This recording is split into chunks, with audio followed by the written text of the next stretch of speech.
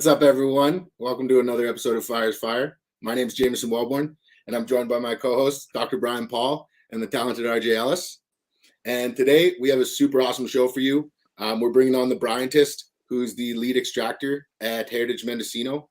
I first connected with Brian at Emerald Cup last year, and we really briefly got to hang out, but I was able to visit his shop in Ukiah and just absolutely blown away by what those guys are doing and the setting. And you're able to watch hash being made in a hash-focused retail setting with experienced retailers to actually guide you in your purchasing decisions. It's by far the coolest shop retail-wise that I've ever been to in my life. So without further ado, please join me in welcoming Brian onto the show. Hey everybody, thanks for having me. Brian. Thanks. I just realized I screwed up. I put Bryantist, not Bryantist. No Sorry, worries. bro. No worries. It's all good. Thanks for coming. Thanks for coming on the show today, man. Thanks for having me, guys. It's a Now, pleasure. Jameson, I didn't know that. I didn't know that about the actually about when you go and buy the products. That's incredible. It's such a cool retail experience. Like you walk into this shop and from the outside, it looks like a cool retail store, but you go in and you actually see hash being made, and then you can tell like the way that the shop is curated, like the fridge is front forward like a gelato fridge, and it's stacked with all the hash. And then there's a few flower offerings and there's a few edibles and other things, but it's for the concentrate consumer, especially the solventless one. It's just the coolest setting. So it's an awesome ambiance. But Brian, you've got one of the coolest Instagrams going as far as makers go. Like you're doing some really cool stuff and having fun with it. And like, your page always makes me smile. And I really enjoy that. And I'm really stoked to dive really deep into hash and tech with you. But I want to first start our show the way we started all our shows and kind of learn a little bit more about you. So where are you from and where'd you grow up? So where I'm from is a small town called Cloverdale in Northern California in Sonoma County. So it's right below Mendocino County, which is right below Humboldt. So we're kind of right in that valley where the Emerald Triangle is right above us and funnels down right into us. So growing up, it was a small town, but cannabis was always around. You'd just be kind of cruising around on your bike through town, certain time of year, like September, October into November, and it would just be getting pretty stinky, and it was cool because it just wasn't that big of a deal. It was kind of just a part of everyday life out here. And so we there was less of a fear around it, more of just like it's going on, and we respected it because up here in Mendo, Humboldt, cannabis is a big way of life. It's been a way to keep people fed, keep things going. It's a big deal. So I've always known that the industry was around, but I didn't necessarily know I was always going to end up in it. Yeah. But I know now for sure that it's my industry, it's my career, it's where I want to be. So where I started in Cloverdale was my first real run-in with concentrates, hash, and hash making was through my mentor, the Reverend Hashman. He was kind of our local hero. He took everyone's material and made some magic out of it. He really taught me that you can look deep at the microns and not all of them are the fire, and that some of them are, and that you can just really start taking a look at what's going on. What age was this? Like, how old were you when you first connected with the Reverend? It was probably back in like 2008. So I was probably like maybe 17 when I started like learning about it, helping out when I could, and just kind of a work to learn to work kind of thing. And just, it was a really cool experience. He was just washing with a little washing machine, keeping busy, and it was really. Sorry, was he sharing this knowledge openly, or did you have to kind of like work to get into the fold to get access to him?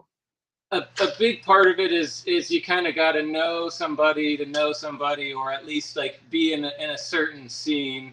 And like I'd always seen Reverend Hashman around. He's a very interesting character. He's on a 6 foot tall bike and covered in pot leaves, just riding across town like a madman, just the guy. So like the wook of wooks. He was around, but you had to like make an effort to get a hold of him, and it was hard to get a hold of. It's hard to get him to stop. But I was able to connect with him, and we vibed, and I was really just down to learn, because it was just such a cool thought to take some. At that time, it was usually people trim their waste or their leftover, and we'd take that and run it and turn it into some gold. And he taught me how to smoke hash. He taught me how to vaporize it.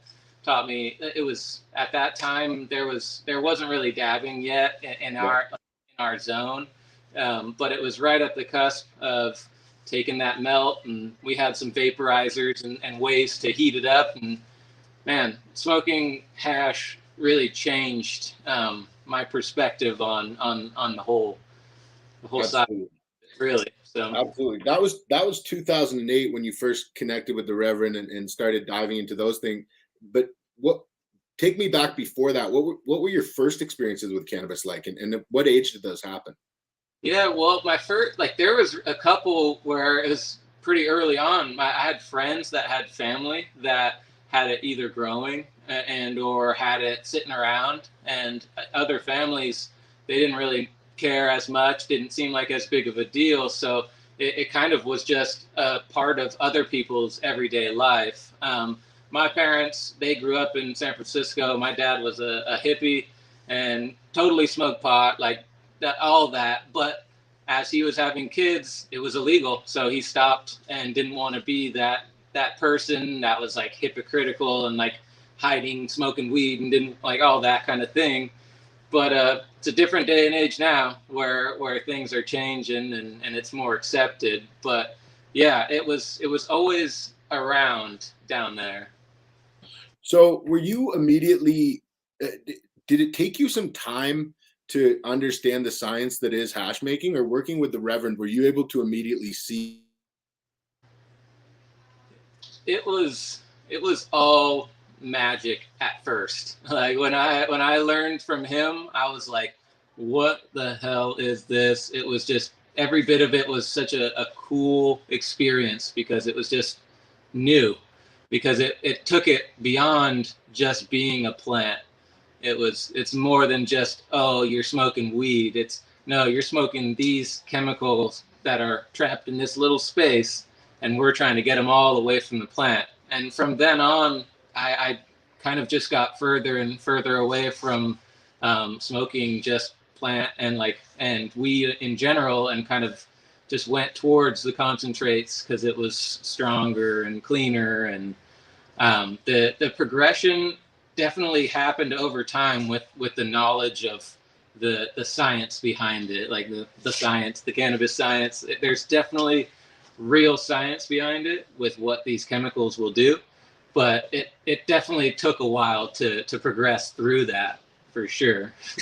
Now, were you making like traditional like Lebanese hash at that time? Is that what he was teaching you, or were you making like melt? I know you said you occasionally had melt.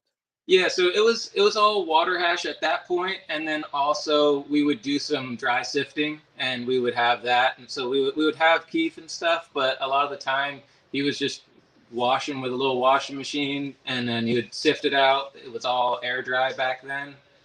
We didn't have freeze dryers, so it was kind of just, you had to take your time, and then if you were still able to have the melt and that fire bubbly stuff after that whole process, it was really quite impressive. And the Reverend Hashman, he was consistent with that for years and years and years. He was ahead of the curve, really, and I was really impressed by his drive with that. And that was just like, that was really the beginning of the start. Like that's where I was like, okay, this is just the beginning of where this is going to go. That like hash making is crazy, but it took quite a while for solventless to get to where it is today. That's for sure. Absolutely. So you spent a considerable amount of time trimming in the Triangle. Can you talk a little bit about your experiences there? Yeah. So after high school, I spent spent some time just helping my pops out painting houses, just kind of doing the trade and just kind of getting jobs done and helping out with the family business, which was cool. I definitely enjoy painting. I used to like doing art stuff in school. Like I don't necessarily consider myself like an artist per se, but I definitely enjoy doing art. So after high school, I spent some time doing that. But then, in my early 20s, me and my partner, we went up into Humboldt, and there was a big trim scene going on where you could just, if you knew somebody, there were two different categories. There was either you knew somebody that knew somebody and you got into a spot, or you knew nobody and you go wait in a couple of areas on your way up to the hill and hopefully you get picked up, which could go different directions. So we were on the kind of like more planned out, put together side of the trim scene. We had some good spots that were less murdery. Yeah. Luckily, like our spot was good. Our neighbor's spot had different stories, different situations. So it was its own thing, but we didn't realize that it was that crazy out there. Like it was back in 2013 or about 2014, 15, and 16 were the 3 years that I went up and was going there purely to trim, spending 2 months out in Humboldt. It's a beautiful experience, really. Like to me, it was crazy. I quit painting houses and was like, I'm gonna go live out in the woods for 2 months and just trim weed and just be. And it was a really good time, and it was a lot of fun, and it was scary sometimes. And the paranoia back then, it was still in the Prop 215 days, so it was not necessarily a licensed situation. It was definitely a different time back then. But it was an opportunity to get really close to the resin, and it was a lot of fun being up in Humboldt for sure. We made it out of there with a lot of good stories. Absolutely. And what did you do with it during the off season? Were you traveling? Yeah. So first was do the trimming, and then I would work for the trim a lot of the time, or I would be sifting with trim bins and all that kind of stuff. So I would be able to do some work afterwards, after the season, kind of finish off their jobs, then do my stuff. And then, then we would hit the road and kind of just take our time and just head south, go down to New Orleans and head back north and go to the East Coast and visit family, and just kind of just living the traveler's lifestyle. And then we would come back come October, November, ready for harvest again, because we had our spot planned out, and it worked out. It was a lot of fun. And that 2015 was a fun year, but heading into 2016, I was coming back to go to Humboldt, and a friend showed me some stuff that he said is called rosin, and I was like, oh, what's that? Because I had just come back from the East Coast, so nothing was happening over there. I was just kind of hanging out with family, come back, and my friend's like, hey, you got to check this out. This is some rosin. Like, we made this with a hair straightener. And I was like, no way. And like, I checked it out, I smoked it, and was like, wait a second. Went home, threw away all my open blasting stuff, because like at that time, dabs were definitely a thing, and I was a hash maker, so I was progressing with the field and was making BHO and doing that, but never enjoyed making BHO, never really enjoyed smoking it either. But it was definitely a way to progress in the scene, get better material into hash making, like making whole plant fresh frozen a thing. So I respected where the scene went with that.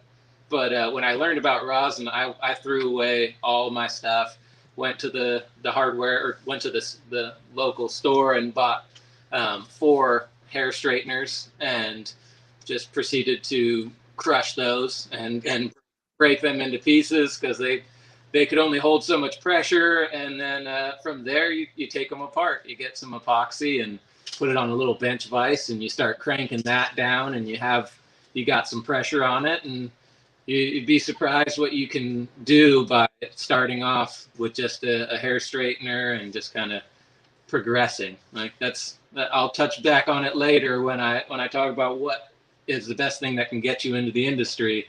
But really, that hands-on experience of just doing it, trying it, and progressing, because I was squishing so much. I was squishing a lot of keef and flour at that time. There wasn't a lot of bubble hash that was floating around that was willing to be squished, because even the bubble hash people were not really stoked with rosin, because they were like, it was either the flour, rosin, or keef, or they were mad that you were squishing their bubble hash. But so it just kind of, it took quite a while for solventless to really get to the level that it's at. But ever since I learned about it in late 2015, early 2016, I went back up onto the hill in Humboldt that last year in 2016, and it just, my mentality changed on everything. I was working real hard and pushing to like just get a bunch of trim to just try and make a bunch of hash.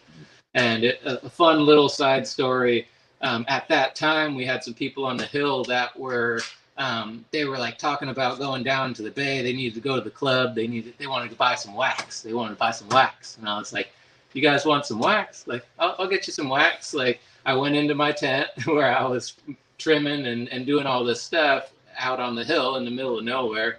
And I proceeded to heat up 2 cast iron pans and put some keef inside of a couple of coffee filters. And I stepped on them, and I stood on the frying pans, the cast iron frying pans, and squished out rosin. And it actually worked. It was actually pretty good because it was super fresh keef. And I like didn't even know what it even was. And it was just like, I wasn't even smoking it either, because I didn't have a dab rig. I wasn't dabbing. It was just like, I knew that I could do this. And it was just, did it with a frying pan, and it worked. That's an awesome story, bro. Yeah. That's very cool. That was definitely early on in the time, for sure. I want to, before we dive more into, your solventless journey, I really want to touch on your journey with hydrocarbons, because I think that your experience offered as a now solventless hash maker who has, not only run through some cans and open blasted, but also worked at a fairly large and well-known hydrocarbon company on closed loops. I want you to just talk a little bit about that journey and how you got involved with that and what you were doing there. For sure. Like, what brought you back? What brought you back to hydrocarbon after? Well, it was really that I had friends in the industry, and I really did not like open blasting. That was not cool. It's not safe. It wasn't really the vibe, for sure. But in my small town, I have some friends that started up a BHO company back in 2012, a company called Beazle Labs, Beazle Extracts.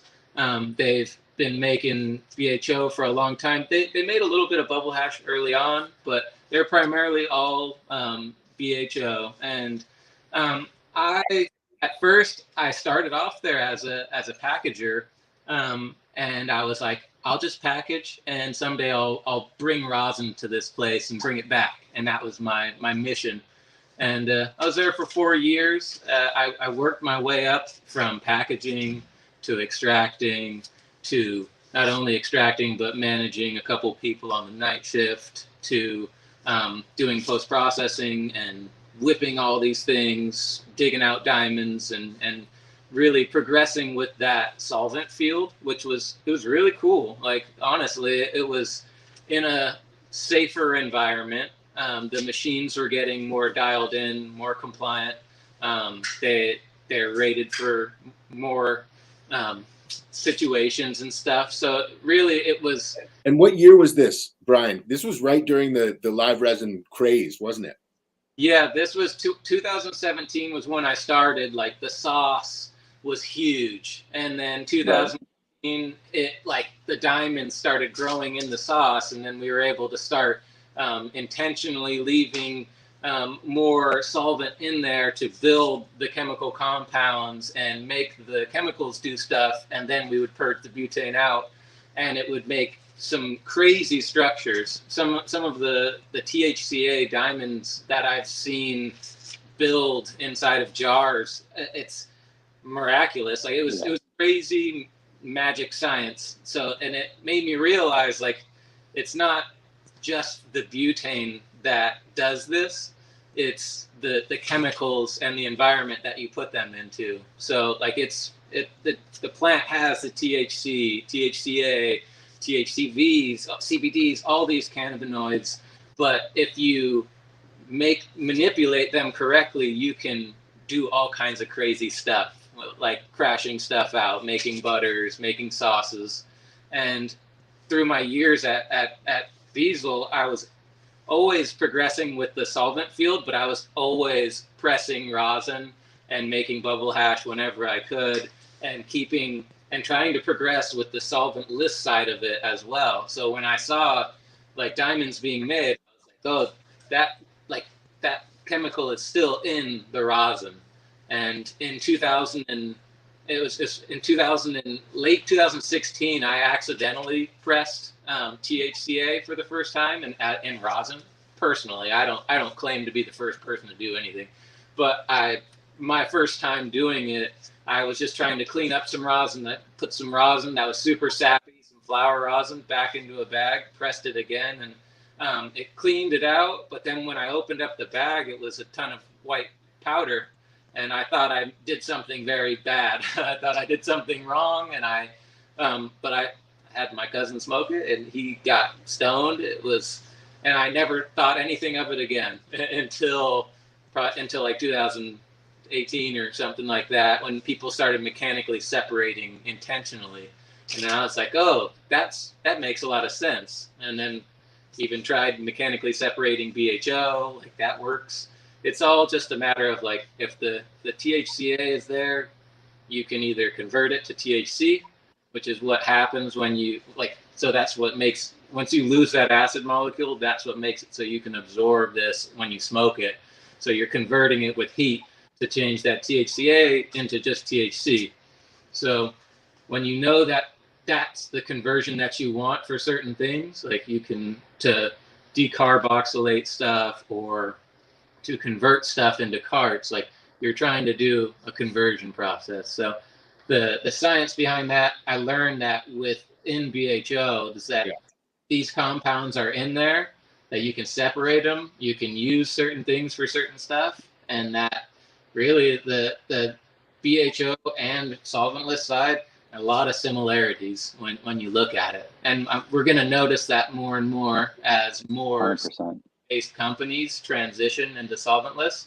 They're gonna start taking more of their tech and bringing it into solventless, and we'll start playing with some stuff. I've definitely been developing some things that I'm still working on that before I post them fully. But yeah, there's a lot of fun stuff going on still in this industry. But BHO has always been there to help progress it and create some crazy consistencies. And then solventless has always been like, hey, I can do that too now. Check me out. So it's awesome.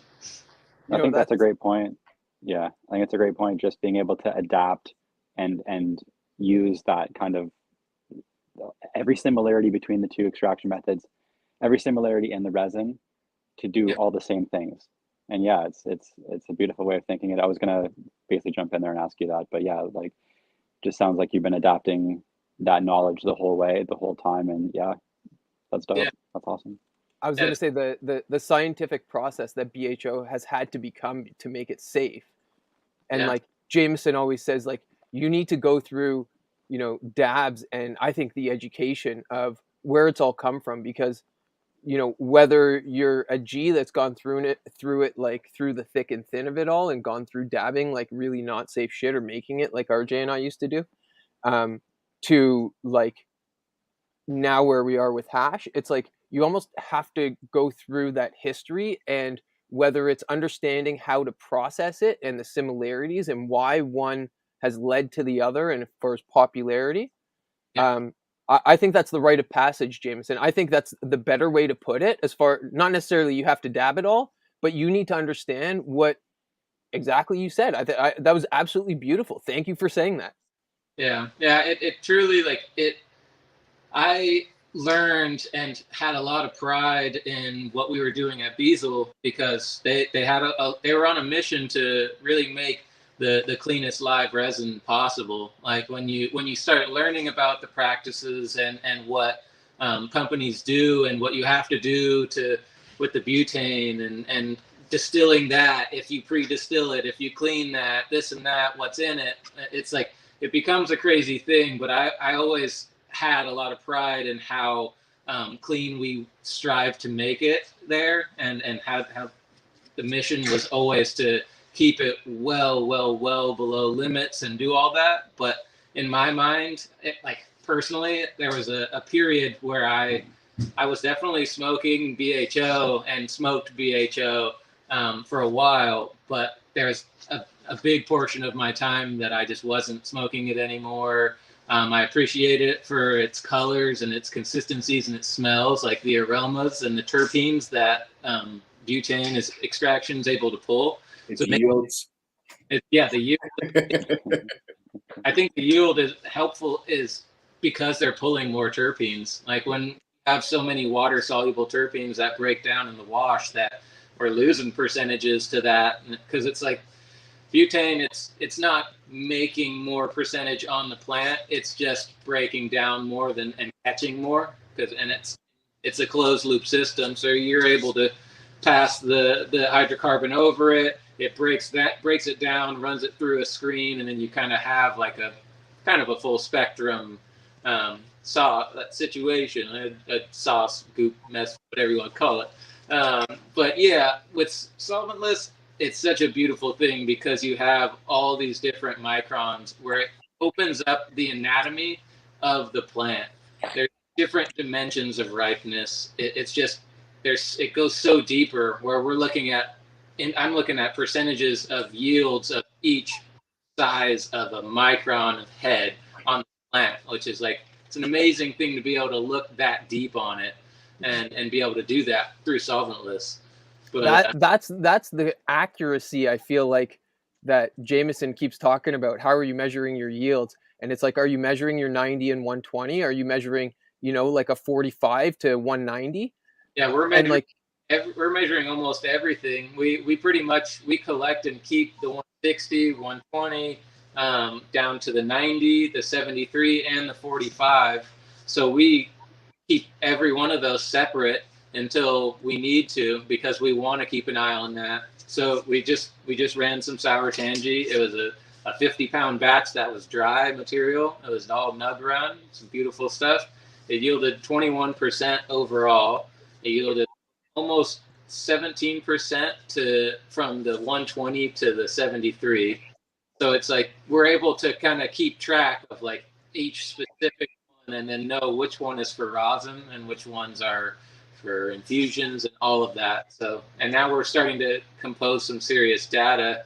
We just hit our 100th run the other day. We've only been open a year here, but we're getting our runs in where we're starting to see data on strains and different yields and different, like, things that are being represented by the resin. So it's been an honor to keep an eye on that stuff.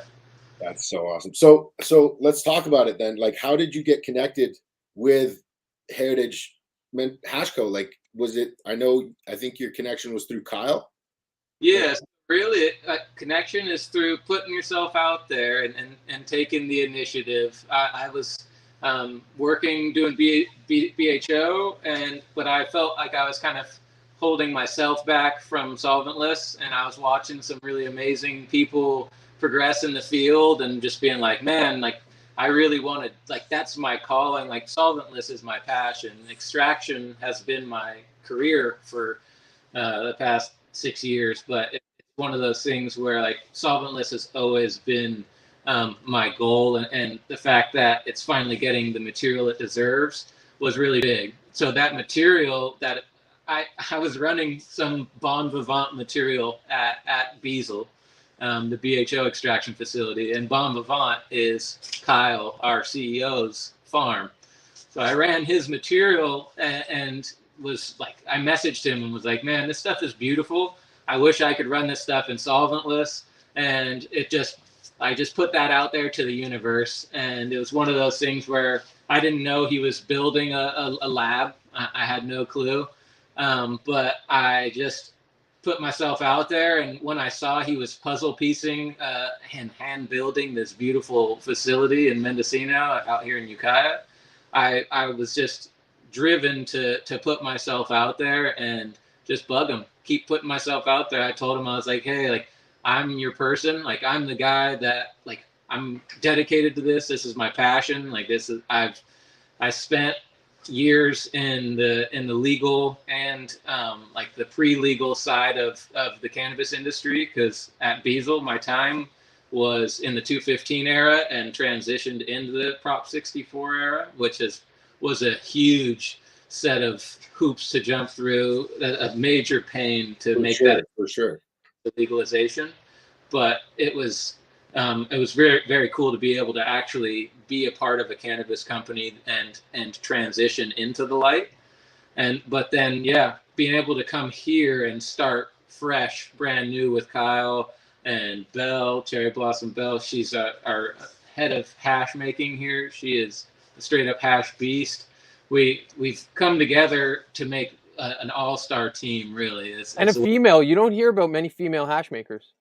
You don't, but there are a bunch out there, and they're really good. She has tons of drive and dedication. Like, she gets lost in the resin. Like, there are times when you can't even say something to her. She's not listening because she is in the resin and just dedicated. It's very inspiring, and it's really cool because this place gets to, like, lets us start teaching the next generation. So we have a crew of hash specialists that we're able to teach here, kind of preserve old methods, traditional methods, but then also be on the front side of pushing new things and kind of figuring out the new stuff. But yeah, the way I got here, I see it as manifesting. I put a lot of time in the industry, and then just got to put yourself out there. Like, you got to make what you want happen, and this is the most beautiful place. Truly, it's in a beautiful space. We get to share it with everybody. James, you said you stopped by the shop. Like, it's the we call it the hashery because it's like a brewery. It's a place where you can come see stuff being made. It's more than a store because, like, you can get what you need, but we have so much heart in the building that it's just like it's contagious. Our whole mission is to, like, share the knowledge, and when someone shows up, they can ask the bud tender, they can ask through the glass, they can ask us anything, and we love to share, let them smell the terps, whatever it is. Like, it's just awesome to be able to share that with everyone. Yeah, you got what you've put together there, the vibe in the shop and everything from, you know, somebody who travels for cannabis and you know, really looks at different markets. That shop spoke to me, and you know, it was so cool. Like, I came in mid wash, and you know, and then the guys turned and, you know, waved to me, and I'm just like, man, this is it. Like, this is the place. Sounds like Krispy Kreme, where you get to watch them make it, and then you get to, like, have a bite of the fresh donut. 100%, bro. I talk about this stuff all the time at my shop, and I wish we could do that. It's a lot of fun. There are days when you can smell us from the parking lot. It gets out here for sure. So, Brian, take me through what you guys do when looking at new material. You know, is it a significant test wash where you're separating microns and then looking at the resin and seeing, because you guys have product offerings, everything from temple ball to full melt to rosin to full spec, and so you really, you know, change things up. You don't have one product offering that you're delivering to market. So take the listeners through, you know, how you go through that decision making process with that specific lot. For sure. Yeah. Well, we try to keep it a pretty select amount. We don't want to go too overboard, but we like to keep within the Emerald Triangle, sometimes in Sonoma County as well. We will basically, there are multiple options. We can either go out to the farm. Sometimes we'll go out to the farm itself. We'll look at the resin as it's growing. When there's material that's already been harvested, we'll bring that in, whether it's a small test wash that I can do in a mason jar just to get a visual idea of how well it's going to do that. You toss some weed, some ice in a jar, whether it's dry or fresh frozen, and it'll give you a visual representation of what's going to fall off. I like to scope it after I do that and then kind of get even closer and just kind of look at the resin again. Sometimes it makes for some fun videos. So that's my whole thing. It's just kind of, I'm looking into it, but also I like to document it and share with everybody, because it'd be a shame not to share it with everyone. It's just so cool. Yeah, I think that's admirable, man. I think there's a lot of people in the community who were sharing before. What up, Rackams? There's a lot of people in the community who were sharing and open before, and then have gotten unfortunately burnt by some bad players in the community, and they really have a hard time continuing to share with the community. And I think anybody out there sharing any kind of information, I commend them, because I relate to the guys who clam up. I relate to the guys who are jaded and say, you know what, I'm not going to keep posting stuff. So I commend you for doing that. I think it's really cool that the amount you share.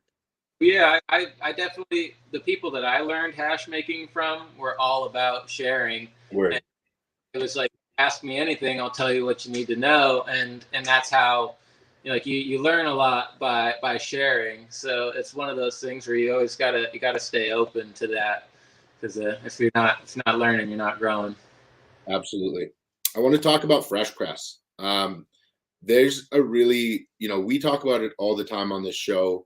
I find a really interesting difference between Canadian traditional market consumers and what's being offered currently on the California rec market, as far as fresh press versus cured rosin, and how well that represents the true flavor of the plant.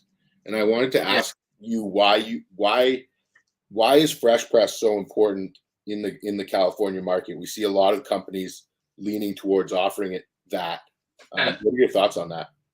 Well, the fresh press cured out debate, or the sides of it, like when it comes down to what I like more, I like it on the cured out side of things. But like, that's the thing, there's beauty to the fresh press and the clarity. It all depends on the consumer, really, because there's a good market of people that want to buy something that looks beautiful, has the clarity, but then it's going to go through these stages and cure out, and they like it as it cures out, and then they love it as once it's buttered up. Sure. But there are some people that don't necessarily realize that. So when they get something that's fresh pressed and then they let it sit in their car, it changes. And if they don't know that you can do stuff to it after it changes to make it better, then it could seem different or subpar, or just not the experience that they paid for. So I see both sides of it. I know companies that are crushing it with fresh press, and it's very nice, and it is really good. But a lot of the time, I feel like the terps are kind of hidden behind the fresh press, and they're locked in, which is not a bad thing. But when I open a jar, I like to know where I'm at and where I'm going, 100%. and to get there, like right on it. And man, the amount of chunks of fresh press I've accidentally put on the ground, just chip it away out here in the Mendo winter. It's tough to play with, but like truly, once you cure it up, you open the jar and you can just scoop out that loud dab. It's amazing. Yeah, Rackams is talking about, you can bring that back up, Brian, just talking about how hard it is to maintain that. Like, and for us in Canada, there's no guarantee on distribution of cold chain. So we'd have no way of controlling that product, getting it to market in the legal space. So we're definitely forced to, cure that up. But for me as a consumer, or myself as a maker, like I prefer giving out and working with cured material versus fresh press. But I want to ask, do you think that, by your description, the more educated consumer, as consumers become more educated in California, do you think that there'll be a continued increase in desire for fresh press? I definitely think that there will be. That Brackhams is right. Like, the education is key when it comes to the consumers and the people. It's knowing what it's going to do and for its attributes and how it's going to go.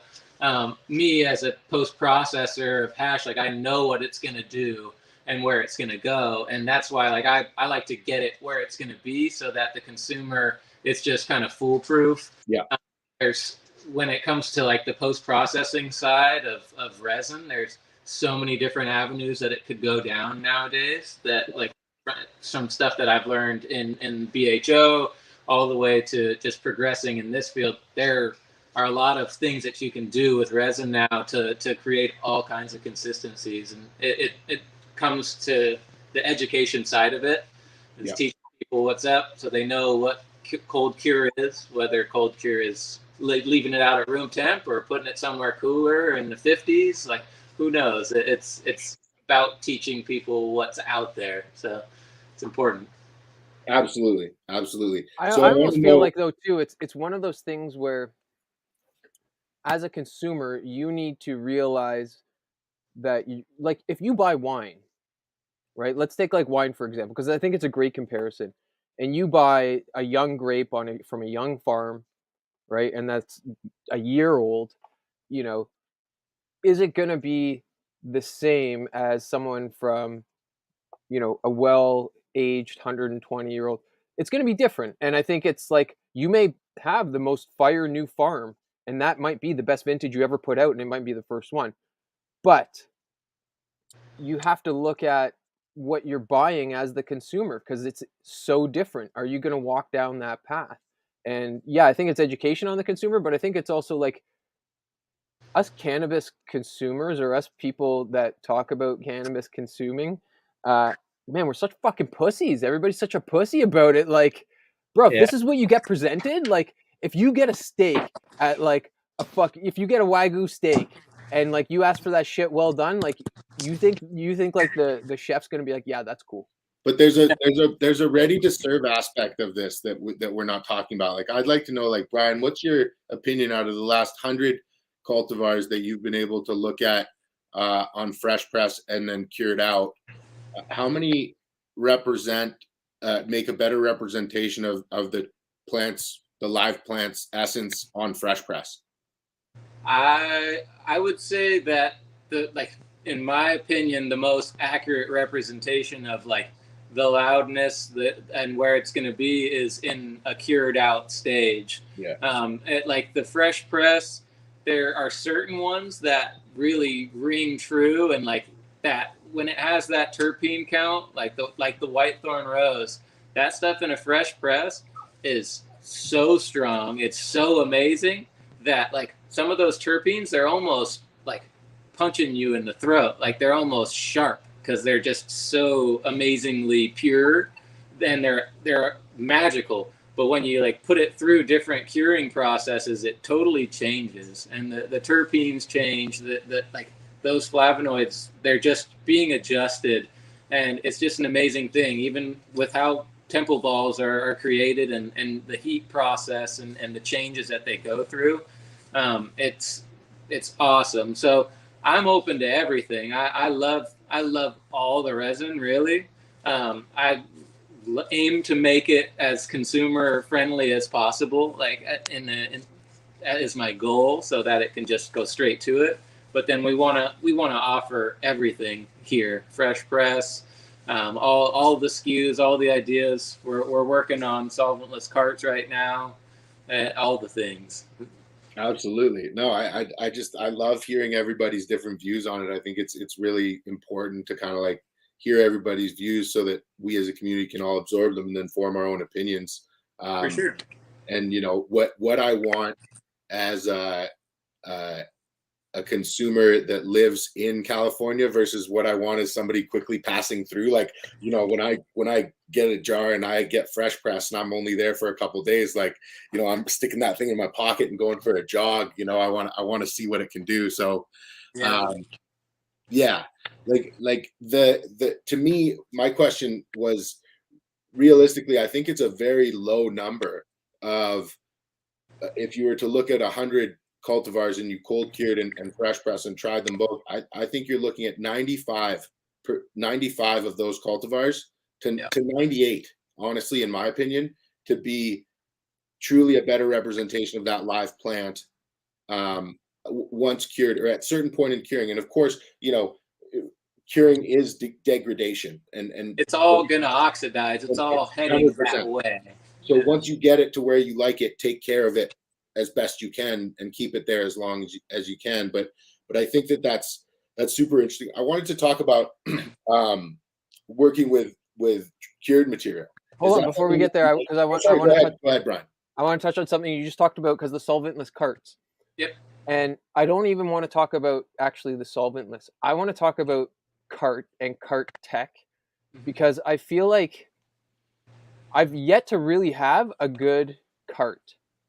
And RJ is literally in this because it's the solvent-based side, and like, yeah, for sure. Can you touch on that? Because I'm sure you've done research. You're not the guy that's just going to go out and buy whatever is going to order in the catalog. And RJ is kind of bound by what his company is, but he's seen the good, bad, and the ugly. But I get to R&D carts too, so this is the cool. Yeah, sorry. Go sure, right. No, I hear you, and I've made a lot of live resin and pulled a lot of terpenes and made a lot of HTE carts and done mixed distillates and done a lot of that stuff. And that's the thing, is like the terpene levels in the solvent side are so high that like they are very flavorful carts. They definitely have the flavor for sure. The whole thing is just being able to prove that like solventless can do it, and you're right. Like there are carts out there, but they aren't necessarily it's not the tastiest cart out there. Like especially compared to some of like when you're competing against BHO, but that's where I'm on a mission, and more people are on a mission to progress the solventless cart field, where it can get better, you can preserve more terpenes and have a more flavorful rosin pen. Because that's the thing, is all too often you'll rip a rosin cart pen and it tastes like a hash cart, like tastes like a hash pen or something. But we're working on preserving as much terp and using the best flavors, not just like not whatever's here. It's more of like using our good flavors. We're doing one with a sour tangy right now that we just ran, and we're still obviously in the R&D phases, but after smoking on it and trying it out, like it's an amazing cart. Like it tastes straight up like a sour tangy dab. It's really good, and it's one of those things where we're just on a mission to have not just a cart, but to have a really good cart. So this is what I was referring a little more to. To this, because I know that's it. I knew you were doing all that, but to this point, are you guys having any success or seeing any success with any of the new pod hardware that's coming out in the last couple months? Because I know people are starting to see success there. Also, has anyone been testing out different aperture sizes? Yeah, so as of right now, we're still on like on the 510 thread C-cell type of thing. Like we're working on all ceramic ones from O2 Vapes. We've been working with them on testing some stuff out, but we are also gonna look into the Kung Fu Vapes, stuff like that, into some pods, because either we're gonna hop on to making it easy for everyone else and hop into that kind of hardware. But like Rackham said, not all consistencies work consistently in these things. Sure. Or we might hop into the pod game where we can be a little bit more unique, but ensure the right situation. What do you think about Rackham's comment, his last comment about certain strains working for pods and certain not? I truly believe that. I believe it has to do with if you have a strain that will jam well and taste better jammed, and then you hit it at a high temp on your dab and it holds up well, I believe those cultivars are the cultivars that will do well in pens. That's my personal opinion. What do you think about it? That definitely makes a lot of sense. Like, truly, I learned this back in the BHO days, like running through so many flavors. It, like, when people are like, oh, can you make this? I'm like, or how did you do this? I'm like, well, a lot of the time it's strain specific. Like, each one will want to do things. Some will crash out like crazy. Some will be sap and won't do anything. And it's the strains will really tell you. We just crashed out 5 different flavors for carts, and the peanut butter breath finished within a much shorter amount of time than all the other ones. And it's just one of those things where each one has its own chemical conversion rate that it goes by, and we're just at the mercy of whatever it is. So, like, we're not one size fits all. And one of the big things with the cart side of things that I hear a lot of people coming over from the solvent side of it, a lot of people will just calling it like decarbing, like that's just decarbed rosin, and like decarbed rosin in a pen. I don't want decarbed rosin in a pen. Like, I want converted THCA into THC into a pen. So activated. It literally it's just activating or deactivating that acid molecule.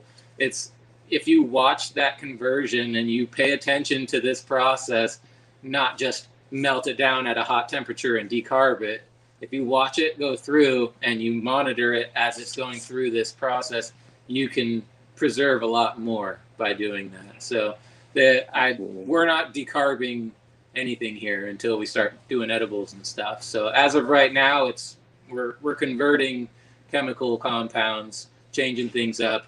When something's sappy and you want it to crash out and you want to activate, and or like Rackhams likes to say, kick off that THCA, you can use heat and get that stuff going, get those chemical reactions going. So it's really cool to get to play with, for sure. 100%. I want to talk about how much do you guys work with cured material often? Oh yeah. So we started off our first, like, if you go back on our page, a very large portion of the beginning was all cured material. We really want to show that the cured and live thing is purely just a post-processing tech from harvest. It's like, you can have extremely terpy, beautifully bright, amazing cured material if you harvest it, cure it, preserve it, and run it in a timely manner. That's all important stuff. It's the stuff that it's way too easy for material to seem old or be bad if it's got age on it, hasn't been kept cool, and it will degrade. So you kind of got to, like, differentiate those for sure. But I lost track. Have you made carts with both fresh frozen and dry cured material? And if so, have you noticed a difference in a change in the flavors over time? What's more consistent with the kind of overall flavor you would expect? Like, you would dab it in the hash? For sure. Come out of it? The cured resin, between the two, like cured, it makes sense that it is more, it's been cured. It's a little harder. It's more resilient. It takes a little bit more work to get it flowing. Even in like the rosin stage, pressing it flows at a different flow rate than live does. And between the two, I like them both, but we've been on a mission to show that, like, to make fire cured material into amazing competitive rosin is harder to do than running fresh frozen. It shows so much more skill to actually, like, grow it out beautifully, then harvest it well, dry it and cure it, and be able to make some fire rosin off of it. Like, it should cost more because it's harder to do, but it's one of those things where it yields so well if you do it right. It's worth it. So yeah, sounds like Rackham agrees with you. He's kind of saying the same thing. Nice. Too terpy, too much, and he appreciates your shout out. There's too much for there. Sure. I got much respect for that dude, and all the people in the scene have been following him, and a lot of people for a long time. I've been following, like I started on and like going on Instagram back in like 2017 purely to like learn, watch people do this stuff. I was watching Jungle Boys like pressing rosin that was like white, and I was like, wow, they got some good material, and it just like motivated me to never let go. And all the people like Rackham's and Ken Wall, like Rosin Ryan, all these people like have shared a lot, and if you come at them with respect and a respectful, decent question, like you might even get a good answer, and that's really cool. And when I've gotten a lot of good responses from people, and I always do my best to respond with respect to people too. So I feel like no one really wants to spoon feed anyone, but if you're like doing work and putting in work and people can recognize that you're putting in work, and maybe you just got one missing piece of the puzzle, and you come at, like you're saying, people with respect, people are more willing to help you out and kind of get you over that hump, because like sometimes it's just the lens we're looking at it. We need to just pull back, and we need someone to just give us that little bit. So yeah, well, it's also really appreciate like guys like you, Rackhams. Well, yeah, and you, Brian. And everybody. I was gonna say though, you wouldn't walk up to like Albert Einstein and like ask him about multiplication. Yeah. Like don't ask someone like yourself or Rackham's or all of those anybody like that you see is producing fire and be like, yo, how do you wash this? Like, what do you do? Like, just to start, give me everything that you do. Yep. No, We get that. I get that a lot, like that, and I have a lot of respect for all these other hash makers that have been on IG longer than I have, that have probably gotten way more messages than I have. That's a big side of it, where there's a lot of extremely fresh knowledge and people that are like, is that cannabis?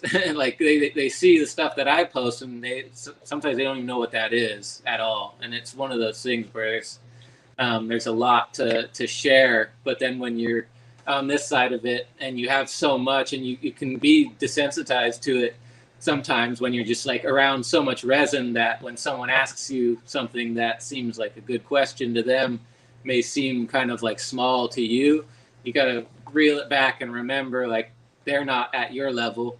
And I try to like simplify it and give them as useful of an answer as I can. Yeah. I just mean, if you can Google it, don't ask that kind of question. Like it's just Google, right? Like, because you're absolutely right. If you're new to it or you don't know anything, and there's like, listen, I don't know, it was listed this way, and am I supposed to do it this way or this way? That's a legit question, and that's someone being honest. I think that's actually cool. Sure. Absolutely. Yeah. I Google shit all the time. Like when I see something or see someone say something, like I'll Google it.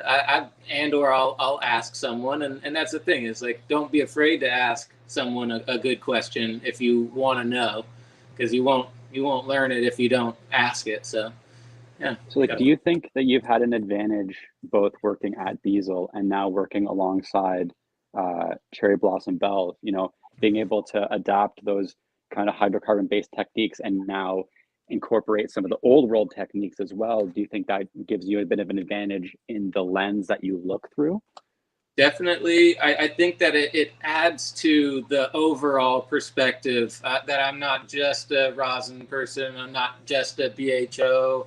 Like it really is a cross-platform thing. And then the history side of it that we get to preserve here and keep going is an awesome thing, because you can't deny the history of the resin, which is just awesome. And concentrates are very young. Like dabs have only been around for a short amount of time, so we're still on the early side of that. So I see us all as hash scientists, just learning stuff and trying things out, and it's epic. Oh, nice. Happy 420. Absolutely. Absolutely. So with that lens of coming from both minds of thought, being solvent and solventless lenses, what are your thoughts on resin color, and specifically resin color upon cure? I know we've all had experiences with phenotypes that looked very similar, the resin acted very similar, and then when we cured out these two different phenos, it was a dramatic difference in color. What are your experiences with that? Yeah, the colors can really, it's an awesome thing. I put only so much weight in the color category, because when it comes to like what's the most important to me, it's the freshness of the material. It's the most important thing, truly. It's if it's fresh, it's gonna be dang. Like, I don't really care what color it is. Like, we have some sour tangy that's like really orange and peachy. I have some straw nana that had some like anthocyanin burst that went super like grayish purple. Like, but I know where it came from, and it's dank. So the color on my side of it, I don't mind. But in the market side of it, there is this competitive side to be the lightest and the brightest. But I'm on a mission, especially with the cured rosin, to start putting out those more full-bodied amber colors, those deep oranges, and just those full-body, full-spectrum colors. Because the sour tangy, that's outdoor, just some beautiful resin, and it's just amazing stuff. It should be appreciated, not discriminated on, because it's not white or yellow. Absolutely, I've been saying it. I've been saying it for a long time. You know, we got to end this rosin racism. For sure. Can you find the thing, Brian? Can you find the dual picture, the yin yang? Oh, nice. Or the half and half? So just while Brian's looking around, That's the sour tangy, by the way. That's the color of it. I just wanted to show that. Yeah. It smells and then we'll do the half and half. Hold on. And it's just that's just solid resin. There's plenty of cured resin that we've pressed out that's super blonde and super bright, but it doesn't necessarily make it better. That's just when it was harvested and how it was harvested. This stuff was just grown to peak level and then harvested well, and then we got to run it while it was fresh and still healthy, and it just that is fresh frozen? This was cured. This was cured. Okay. Yeah, this was from cured material. Sexy. Yeah, it's like honey.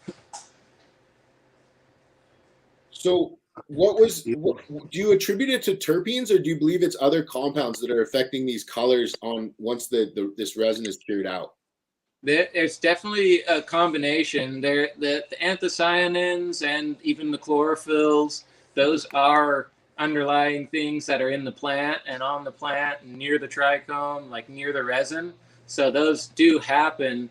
But that's the thing, in certain cases, and along with the terpenes, those have an amber color to them. So they tend to, when they rise to the top, they can add some discoloration. But when it comes to the anthocyanin side of it, that's still just such a crazy, interesting side that I am fascinated by, because some of these you can make purple, some of them just are purple from the get-go, and some of them turn purple. Some like that, it's a crazy aspect, and it usually comes through with the curing side of it. And people call the curing whatever they want, oxidizing or whatever that is, and it's going through that process. It's changing colors, it's changing flavors, and it's a beautiful thing. And to circle back to like the fresh press and the cured side, my mission is to just take it where it shines the most. Absolutely. And a lot of the time it shines when it's broken out in that loud batter and it's just ready to go. In one of your posts, I want to touch a lot more on anthocyanins. Like in one of your posts, you mentioned you reintroduced anthocyanins back into the rosin. Can you talk a little bit about that? Yeah. It was just a fun thing that like I stumbled on back in my BHO days at Beazle. Like there was some crazy material that we were packing and getting ready to run, and I just had the fresh frozen material in my hand, and I just squished it, and it just started bleeding purple. And I thought to myself, I was like, wow, that could actually do something. Like, but why doesn't that show up in any of our hash? Like even on the BHO side, you don't see purple BHO.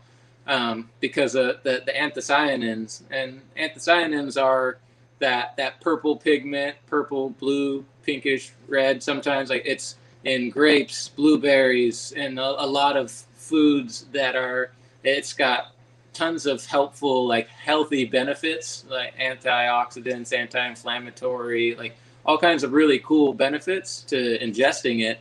And it shows up in weed all the time and makes that beautiful purple weed. But it is a water soluble substance for the most part. And when it's dry, it's in a somewhat crystalline structure. So what I've learned is that when you extract the anthocyanin, which you can do by basically, you can do it multiple ways. You can press straight bud, like fresh frozen. If it's purple and it's just a nugget, you can squish that on a press, straight out purple juice, and then you freeze dry that, and you have isolated anthocyanin, and it's like this purple crystal dust stuff. And you can either add that back into anything you want. Really, you could add it into hash. I've added it into BHO. You could add it into food.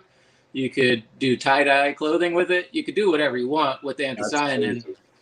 But also you can squish that purple juice out and just pour it right back into your bubble hash and then freeze dry that. So then you made purple hash whenever you want. So there's lots of fun. That is amazing. Whenever I've experienced purple, a purple rosin, it has chazzed the shit out of my banger. And so with this tech, there's probably less to no chaz. Is that? Well, the purple that you've also had, Jameson, is probably because it's been shittily processed. Yeah, no, it was not a freeze dried, re-added. Yeah. Yeah, no, it really comes down to how well it's processed and how heavily it's been added. In some of my pictures, you can see a super heavy contrast. And then in that yin and yang one, that with the yellow and the purple rosin, that wasn't re-added. That was its own spontaneous anthocyanin change through a cold cure. And that leaves no chaz. But then it's like on certain ones, depending on how you add it, when you add it, it definitely can. Yeah. So a lot of the time, it's one of those things where you don't necessarily add anthocyanin to make your dab better. But like, it's just when that purple hash shows up, it's one of the most beautiful things ever, especially when it's naturally occurring. Yeah. And it's so rare that I just, I hate to see anthocyanin go to waste, and there's a lot of different random things we can still do to play with stuff. Absolutely. Is this? Did you actually make a milli here with anthocyanin? That was an accidental milli tech. That was actually when I learned what milli tech was, because I saw a ton of people commenting. I went and Googled it and was like, oh, I didn't mean to do that, but I definitely will try. That one was just different consistencies of resin in a big chunk that I snapped in half, and it just happened to have a cool inner little consistency on it. I was like, oh damn, this guy friggin' made like a little skull inside of it. I was like, yo, RJ's gonna flip on this. The glass head. Yeah, that once I learned about that, I was like, oh, imagine if I was like trying to do it. And then now it's like, as I learn this stuff, it's a lot of fun to play with for sure. Oh, that's awesome. So I wanted to ask you about like the core. Have you been able to correlate anything with high anthocyanins with any other characteristics? Any other? Some things I learned about it was because like my whole thing was when you do naturally get purple bubble hash in like trop flavors a lot, that it can bleed through and it can even appear like in the resin itself. That kind of thing. It's just when you have that heavy of an. I lost my train of thought. What was your question? I was talking about the correlation between something heavy or high in anthocyanins and any other marked characteristics. Other characteristics. Yeah, the meltdown. The meltdown of anthocyanin, it doesn't really. It's one of those things where that's why when you have purple bubble ash and you toss it in a bag and you press out and you still get gold rosin, is because it doesn't really have a melting point, and it's water soluble, but it's not oil soluble, and it doesn't really melt down. So that's why it's very rare for rosin to ever bleed through the rosin bag as purple, because that anthocyanin just doesn't melt. It stays in the bag and is left. So my whole thing was like, whether like people will question it or be curious about it, and I do it all for science, just because it's something fun. It's beautiful. Sure. It's pretty to look at. Sometimes it will char the shit out of your banger, and it's just more of like a visual appreciation kind of thing. But if you do it correctly and you go light on it and you're just trying to make some beautiful lavenders and stuff, like, and you break it down, it's possible. So by that line of thinking, do you ever think a 6-star melt is achievable with a high anthocyanin gland, or more than likely not? More than likely not, but every once in a while you might be able to get that 5.5. But it's every once in a while. Like those Trop ones are amazing. The resin from Trop Genetics are really dope. The Whitethorn Rose, she was definitely like had this like pinkness to her when it came through, and it's crazy. But then when you press it out as rosin, it's super yellow. Yeah. But then when you let it cure and cure and cure in a cold cure setting, it can change colors again. Early on, we ran some stuff that we called it the Tropicana Rose, because it was the Whitethorn Rose mixed with Tropicana cookies. And I taffy pulled it and let it cure out. It was very blonde when I taffy pulled it, and within a week of cold curing, it turned pink. And I had never seen anything like just change like that on its own. So wow. There's still so much to learn and understand about why this does this, what moves and what doesn't. And yeah, I'm excited for the future of it. What are you trying to achieve or address when you're taffy pulling material? Yeah, so there are multiple like things that people try to achieve by taffy pulling. When I'm pulling, I am mainly trying to get that molecular structure pulled so that it lightens up to get the color change that I want. At Beazle or in BHO worlds, a lot of like live resin is whipped in dishes and stuff like that, and you can introduce air and friction.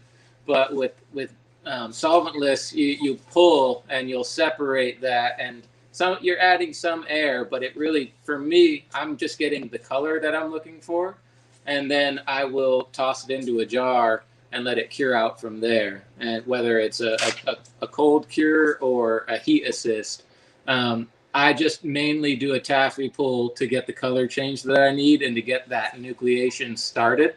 So it kind of skips a step in the process, so that you're not waiting on fresh press to convert when you do crash it out, if you're going to make sauces and stuff. Yeah.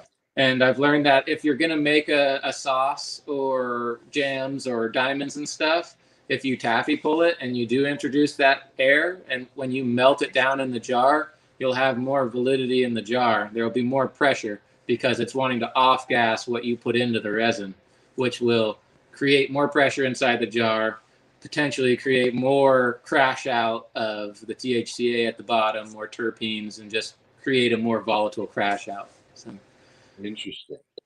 Yeah. You touched a bit on you did a blend with the Whitethorn Rose and I'm sorry, something else. Yeah, right? Trop cookies. Yeah. Trop cookies. Yeah. It's something like we like to talk with every hash maker about. What are your thoughts on blending? Is it something that you're for, or is it something that you have to do in a jam when you don't have enough material to make a full run? Love it. Love blending. I love mixes. One person calls me the Bryantist. So my whole thing is like, I love putting things together. When you standalone resin is awesome and it's a beautiful thing, but like when you can mix it with another, it just unlocks so many more combinations of awesomeness. So like it's just one of those things where I love to blend. We will sometimes do material blends for sizing for batches sometimes if we need to make certain sizes. But for the most part, we like to let the strain speak for itself when we can. When it has its opportunity to just kind of run one solo flavor, we like to put that out and let it have its own representation. Have you had the opportunity of mixing a blend in the wash and then running those two cultivars separately and then mixing them and seeing if there's any difference between those two outcomes? We haven't yet, but that's a fun little experiment that we could do, because it would be cool to see how well the resin is blended, because we do blends in the wash when we'll put other flavors together, and that then you wash it, you have all these completely blended trichomes. But truly, you can mix all the way to the end of the stage with rosins. So once you have different rosins that are made, you can blend those together and create endless blends. So there's a lot to be done with that for sure. Love mixing stuff up. It's like levels of spicy on a menu. It's like here's your XYZ with levels of GMO mixed into it. It's like, how GMO-y do you want? How funky do you want it, for sure? And that's the thing, is we can kind of we can do like custom orders here and at Heritage. Like someone wants a kilo of GMO, we can custom press that up. If they want a GMO, I'd like a kilo of GMO, please. Right? I got you for sure. And so, are you offering white labeling with that? Are you basically, is that what you guys are offering, B2B? Yeah, so we offer all that. So we have bulk that we're willing to sell to other companies. We have companies that will pay us to put our hash in their packaging. So we'll do white labeling as well. And then, we push out our own stuff. So we stay pretty darn busy with that. The bulk sales, like the California market's pretty interesting right now. Like it's been a pretty crazy past couple years. Oh yeah. It's been a crazy legalization, but it's going pretty well right now. We're a vertically integrated company, so we have a distribution license, we have a dispensary on site, we are an extraction facility, we can transport this stuff. So we really, and we have our own personal grow within an hour of our facility. So it's one of those things where we can really we're set up for success. And as a cannabis micro business, we're set up to just be a good, hardworking small company, because we only have like maybe 15 people working here, and we're in it's not a huge facility, but it's efficient. Absolutely. Very efficient. Absolutely. You mentioned in our conversation yesterday that you started your career, dry sifting and pressing that rosin. Do you think that with all the tools and techniques you have access to today, is there still a place for dry sifting? I hope so. I hope so, because it's a very useful form of extraction. Because the reason I did the sifting was because I didn't have the space or the money to like set up a water extraction setup.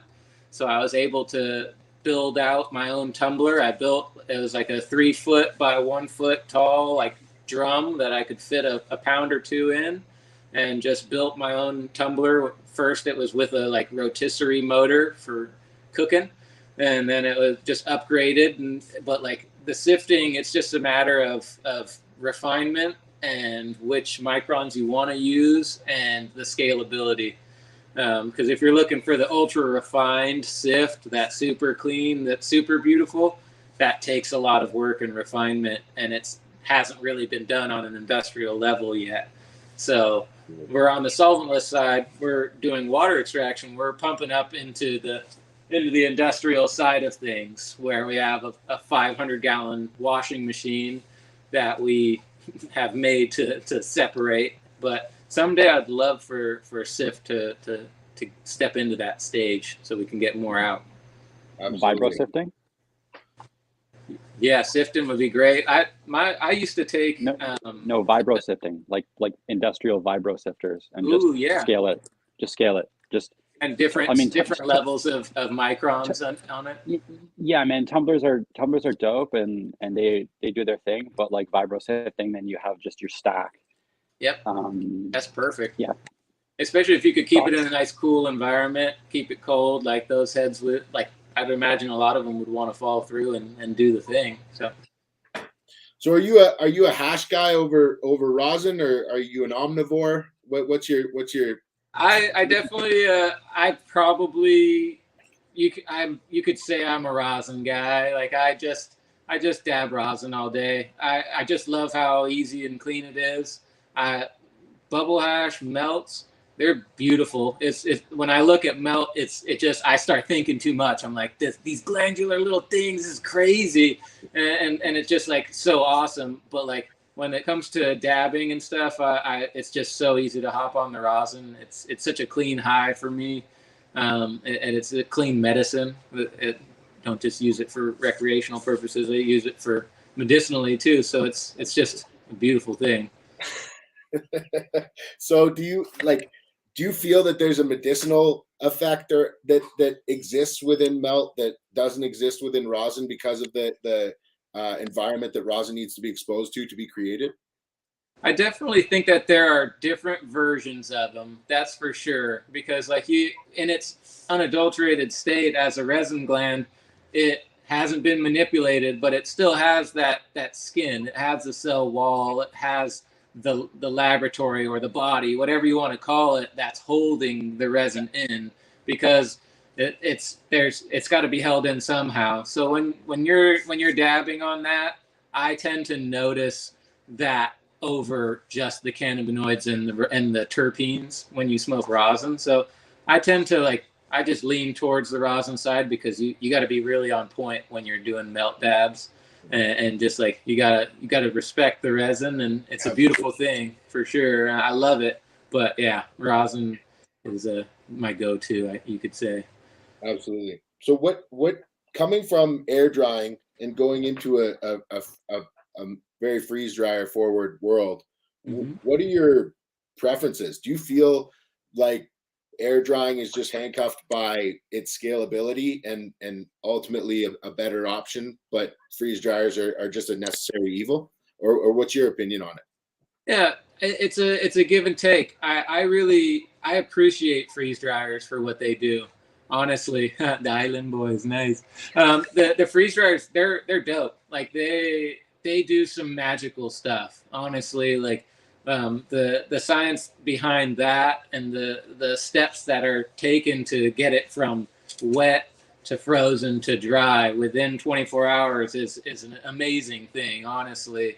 So for the sheer speed of that and the processability, it's top notch. I love freeze dryers, but air dry, that goes back to the true artisan craft of like it's becoming harder to find people that can do it and do it well, and just having the space to do that. So I would love to, at a certain point here, we'll dive in on creating an air dried line.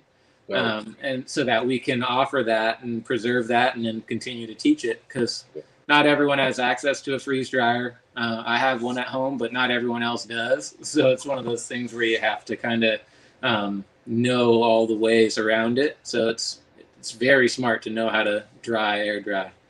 How have you had a positive experience with Harvest Right overall, or have you been like the rest of us and had a pretty rough go with them? Yeah, at first it was a little rough. It kind of, if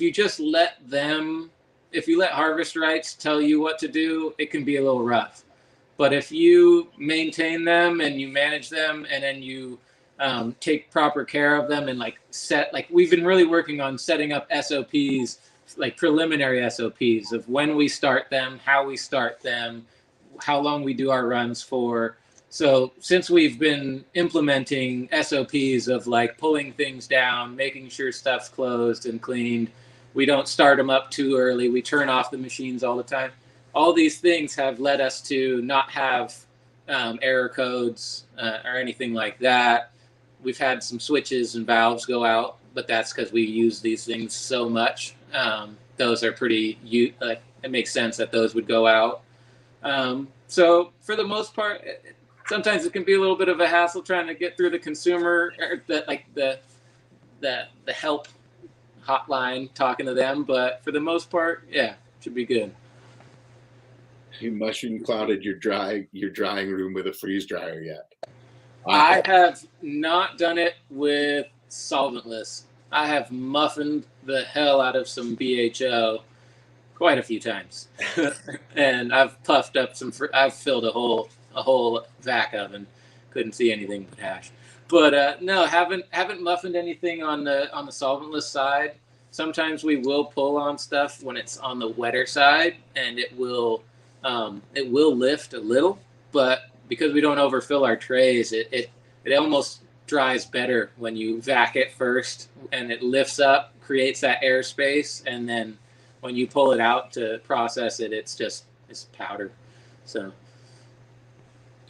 have you had much experience working with salt grown or bottle fed material?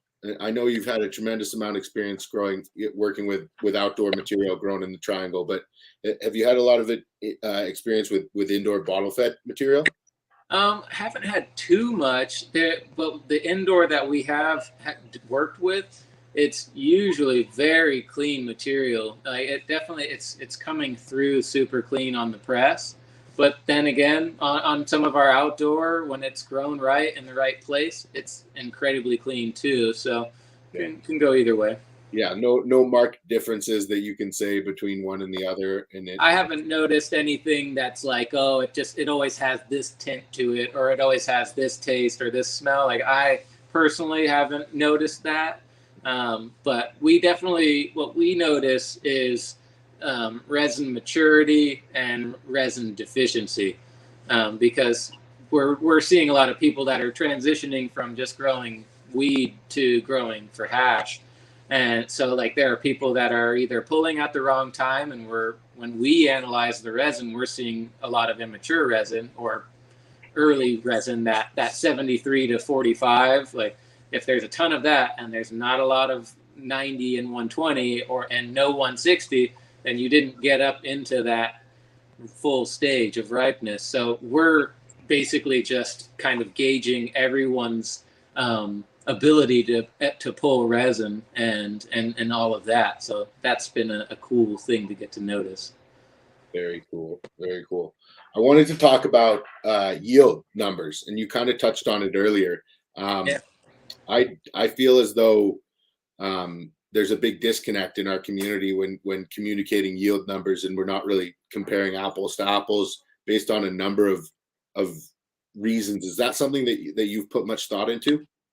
Yeah, I definitely don't put much thought into anyone else's yield numbers, but because I'm not there. But I definitely we put a lot of thought into our yield numbers, and we keep track of each micron. We keep track of overall yields. I keep track of what's going into the rosin, and we also offer all that information on documented sheets for our growers and our providers. So we're not afraid to tell them the percentage, even if it didn't do great. Like that, we know our process, we know how to do it, and if something yields fat, it yielded fat. If it yielded bad, we have to tell them it yielded bad. And we know our process, and that doesn't change. So we know that we're not missing anything. So yeah, that's definitely a bit of something to focus on. I think it's a good point. Like, when you can approach it scientifically, as you have, when you have it in a clean facility, you have an SOP that's followed to a T. Yep.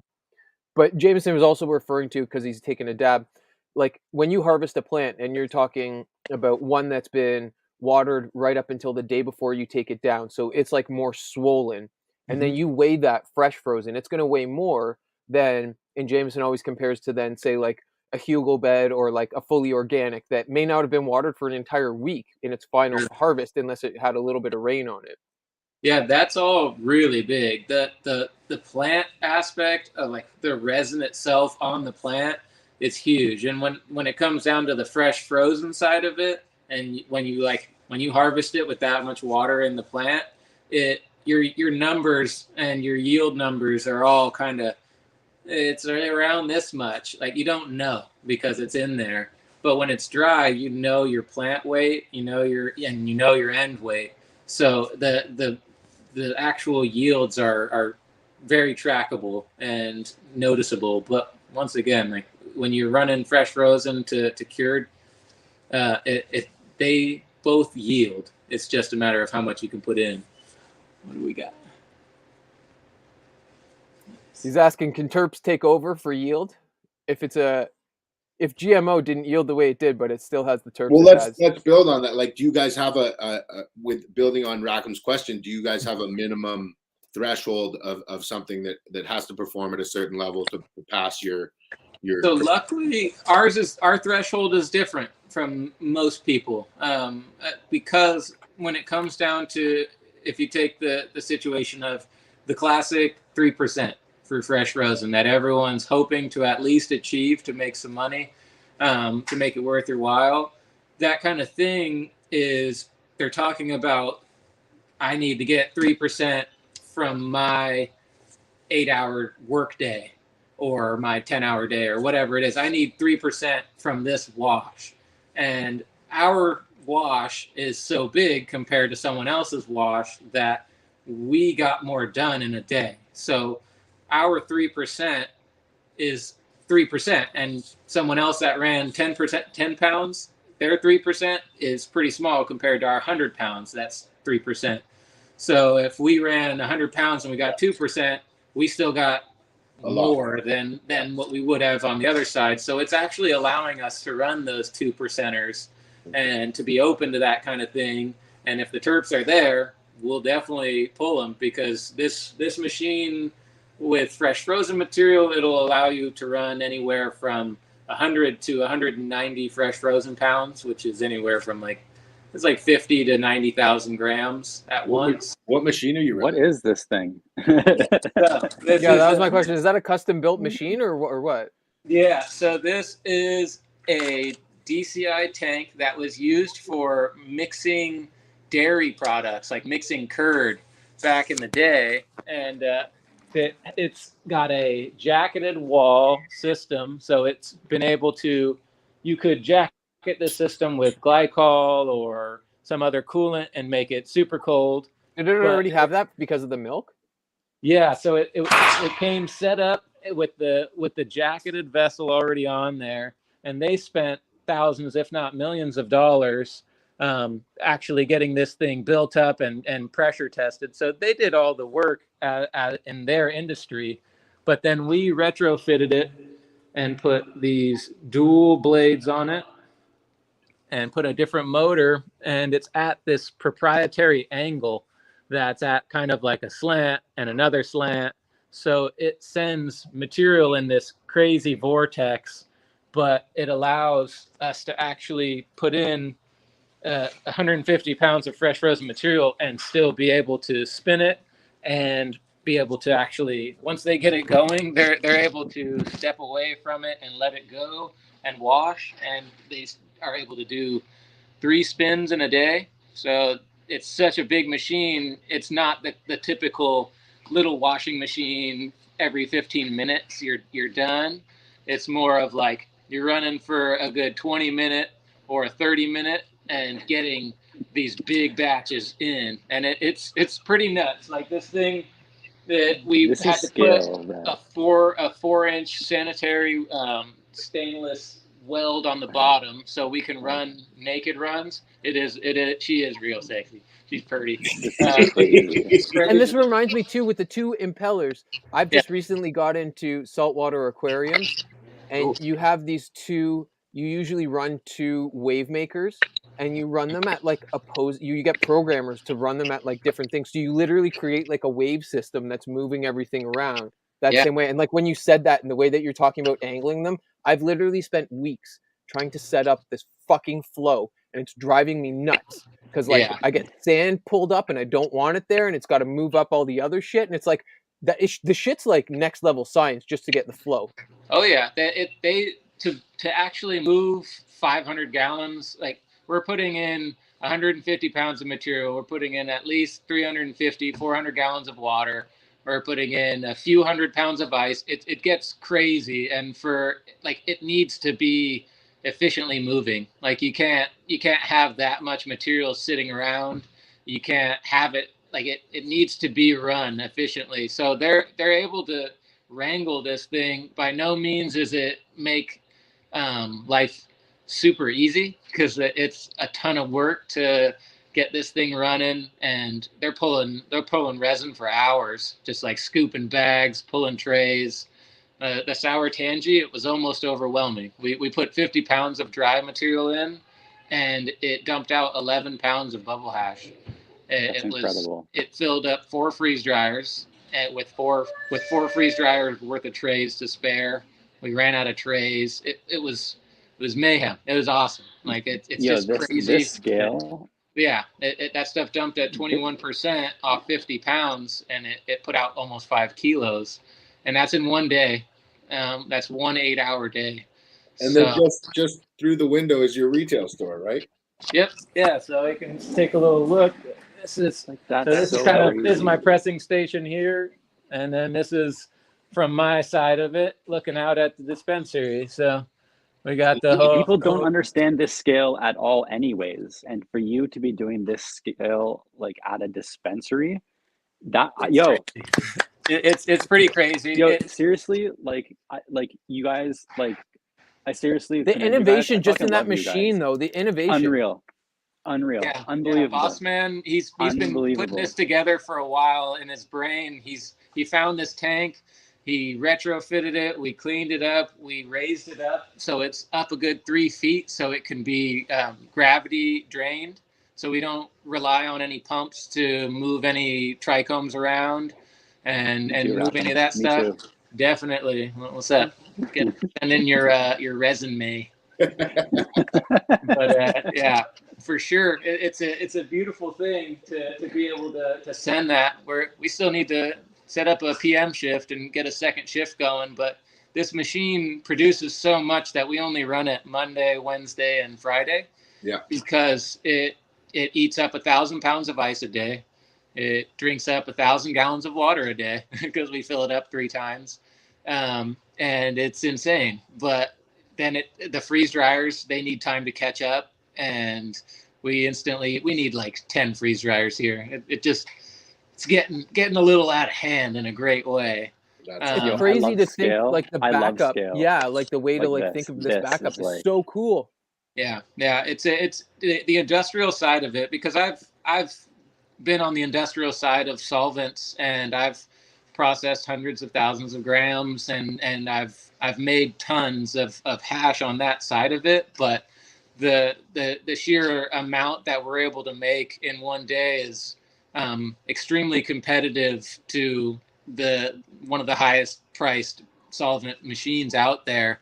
And this was homemade, probably less than 50K. Like it's one of those things where it's like just our whole thing, Boss Man Kyle, like he built this place.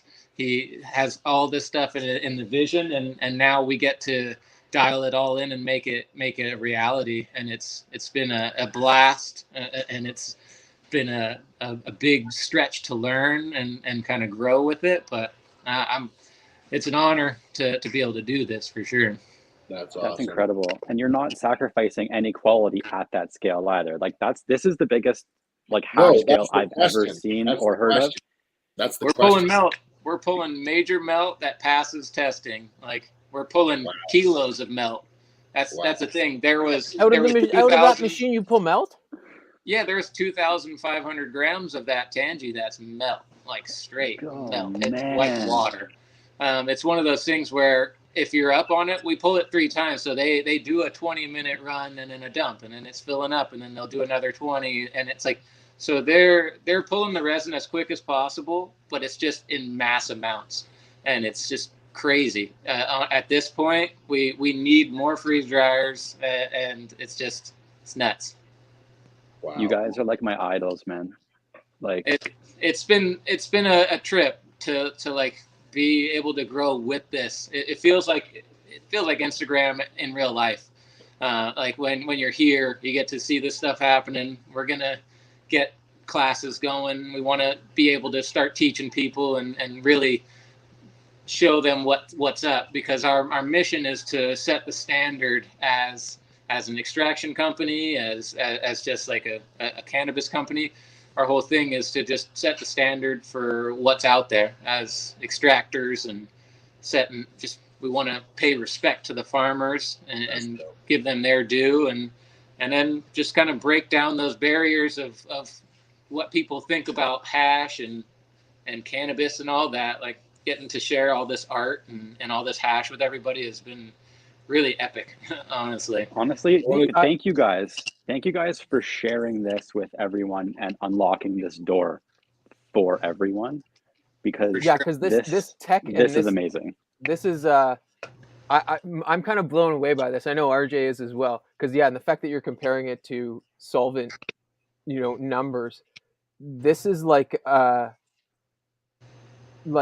to innovate something that's already there. The dairy industry is far bigger than the cannabis industry probably will ever be, and the innovation and dollars that have gone into R&D for the dairy industry, them and brewing, them and both. I was just about to say brewing, and the fact that if you use a little bit of knowledge or a lot of knowledge and you then adapt that to what you're doing here, like my mind is like blown. I'm like, okay, so wait, there's these companies that are creating these massive, machines to use. Meanwhile, there's technology that's probably superior out there that you could retrofit some of the technology that they're putting in. Yep. The scales are right there. I'm amazed by it. So thank you for bringing that out there. That's like, we talk about hand paddles at home, doing it maybe a 5-gallon, even a 32-gallon bucket, but this is like, this is where, and we did that too. The biggest thing. We taught, like, we used to run on the 44-gallon. Like, we used to do a 44-gallon up on the steps and drain into 232s, and so we could do the hand spin thing, and we were doing that for a long while. And when we teach people, we're going to have multiple classes and multiple options, whether you want the industrial package and you want to learn the SOPs and the licensing behind doing an industrial package, or if you want to just learn how to spin some stuff hand style artisanally and do that. So we're working on putting all those packages together and delegating time to that. So it's in the near future, hopefully. Love that shit. Awesome, man. Love I it. wanted to amazing. touch on something you said about your relationship with farmers.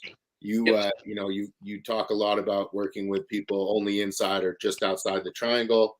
I actually got blessed to visit Huckleberry Hill Farms. Yeah, got to see the whitethorn rose growing and in late flower, and it was such a visually stunning plant that I was equally impressed with the traditional temple balls that were made from it, and just how beautiful those came out. And I'd love for you to talk a little bit more about how you guys develop your relationships with farmers like Huckleberry Hill, and what that entails, what that working relationship looks like.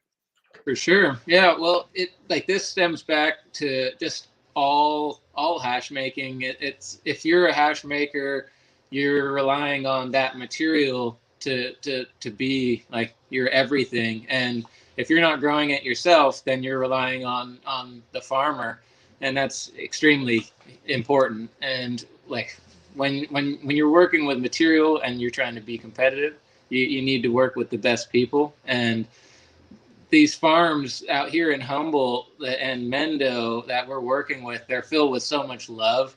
And it's like you can really see it in the plants. You can see it in the resin. You can tell it's happy.